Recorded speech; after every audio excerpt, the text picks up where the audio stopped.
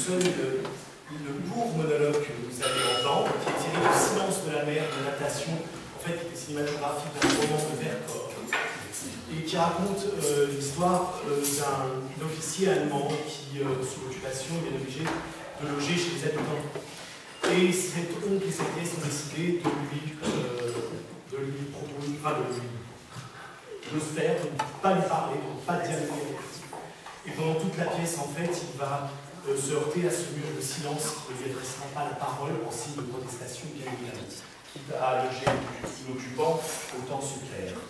Cependant, cet homme est assez attachant, et au-delà de la guerre, bien évidemment, et de ce qu'il représente, c'est un homme qui aime la France et qui aime la littérature française.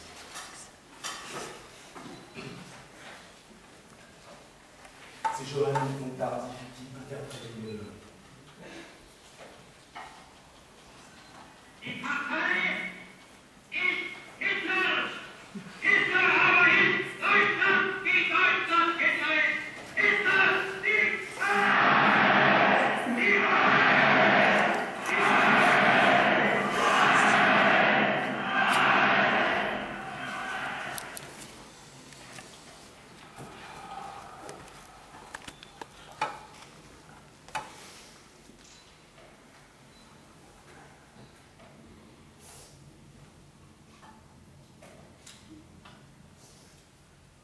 Où est la différence entre un feu de chez moi et celui-ci?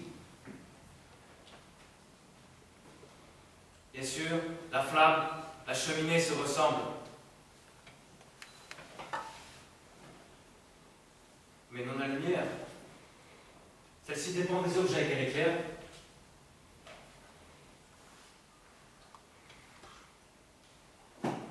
Les habitants de ce fumoir, des meubles, des livres sur ces rayons.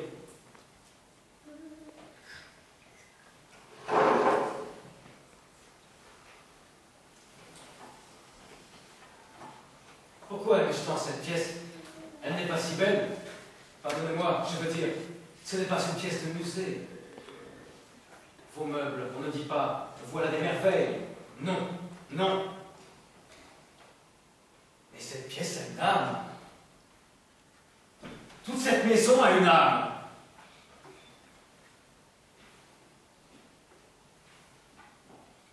Balzac, Baudelaire, Beaumarchais, Chateaubriand, Corneille, Descartes, Flaubert, La Fontaine, France, Hugo, qu'il appelle. Et je n'en suis qu'à la lettre H.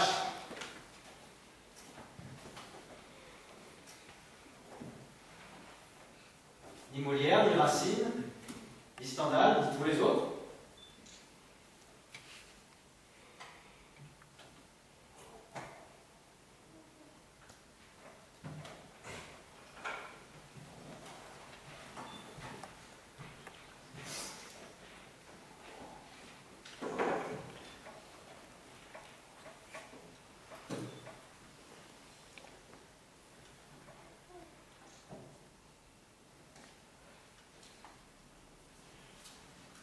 Les Anglais, on pense aussitôt Shakespeare, les Italiens Dante, l'Espagne, Cervantes, et nous tout de suite, Goethe.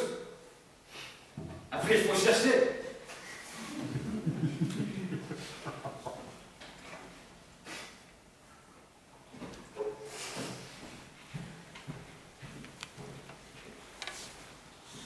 Mais si on dit, et la France, quel nom surgit à l'instant?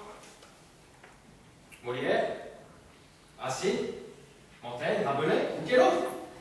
Ils se pressent. Ils sont comme une foule à l'entrée d'un théâtre. On ne sait pas qui faire rentrer d'abord.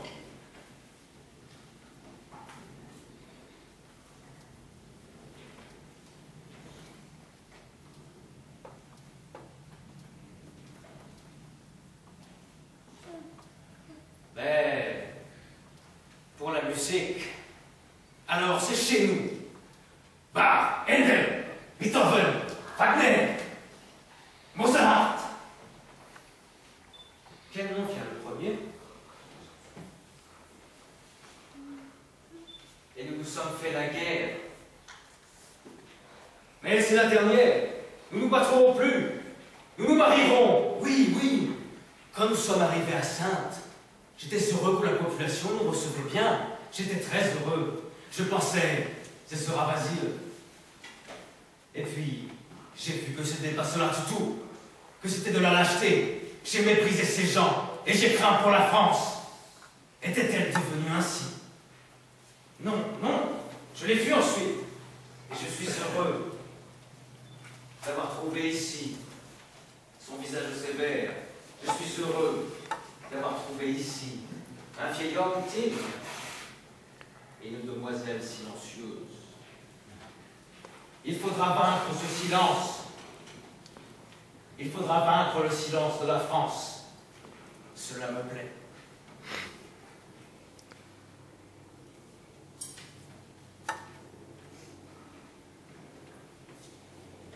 Il y a un très joli conte pour les enfants que j'ai lu, que vous avez lu, que tout le monde a lu. Je ne sais si le titre est le même dans les deux pays. Chez moi, il s'appelle Dastir Undishone. La bête, la belle, la belle, la bête et la bête. Pauvre belle. La bête la tient à merci. Impuissante et prisonnière, elle la tient à toute heure du jour sous son implacable et cuisante présence.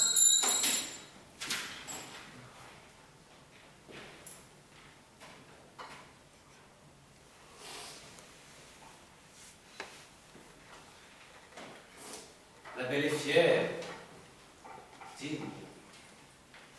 Elle s'est fait dure. Mais la bête vaut mieux qu'elle ne semble. Pauvre, elle n'est pas très dégrossie. Elle paraît bien rustre auprès de la belle si fine. Mais elle a du cœur. Elle a une âme qui aspire à s'élever. Si la belle voulait, la belle met longtemps à vouloir. Pourtant, peu à peu, elle découvre au fond des yeux du journalier haï une lueur, un reflet où peut se lire la prière et l'amour.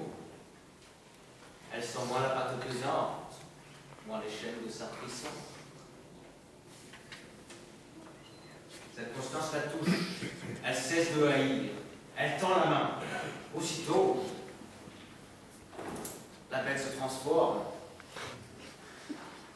Le sortilège de la maintenance par la neige par bas est maintenant dissipé. C'est maintenant un prince très beau et très pur, délicat et cultivé, que chaque PC de la reine part de qualité toujours plus rayonnante. Leur union détermine un bonheur sublime.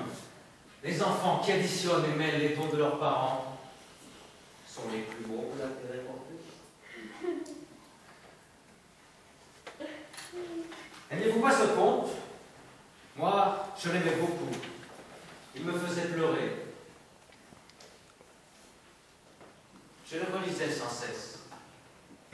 J'aimais surtout la bête, parce que je comprenais sa peine.